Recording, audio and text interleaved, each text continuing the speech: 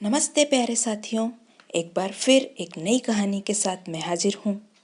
आशा करती हूँ आपको खूब मजा आएगा। दोस्तों, श्री कृष्ण के बारे में तो आप बहुत कुछ जानते ही हैं। उनके बाल रूप में की गई लीलाओं के बारे में भी बहुत सारी कहानियाँ प्रसिद्ध हैं। उन्हीं में से एक कहानी मैं आपको सुनाती हूँ। ब्रजधाम में एक सुखिया नाम की मालिन आती थी। वह फल, फूल और सब्जी बेचकर अपना गुजारा किया करती थी। ब्रज में सुखिया जब गोपियों से मिलती तो वो उन्हें नंदलाल के बारे में बताती थी। बाल कृष्ण की लीला सुनने में सुखिया को बहुत आनंद आता था।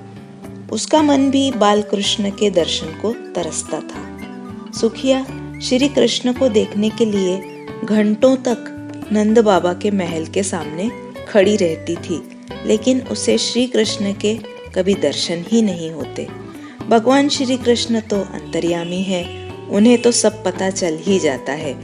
जब उन्हें पता चला कि सुखिया उनकी परम भक्त है तो उन्होंने सुखिया को दर्शन देने का निर्णय लिया। अगले दिन सुखिया ने नंद महल के सामने आवाज लगाई, फल ले लो फल। सुखिया की आवाज सुनकर श्री कृष्ण दौड़े चले आए। नंदलाल को अपने सामने देखकर सुखिया की खुशी का तो ठिकाना ही नहीं रहा। सुखिया ने नन्हे कृष्ण को बहुत सारे फल दिए।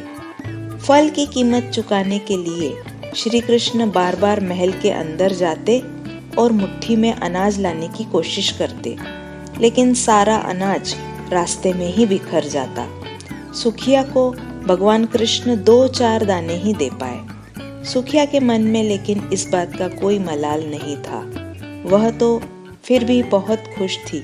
आज उसने अपने हाथों से भगवान को फल दिए और भगवान ने उनके फल खाए। यही सोचकर वो बहुत खुश हो रही थी। सुखिया मुस्कुराती हुई अपने घर पहुंची।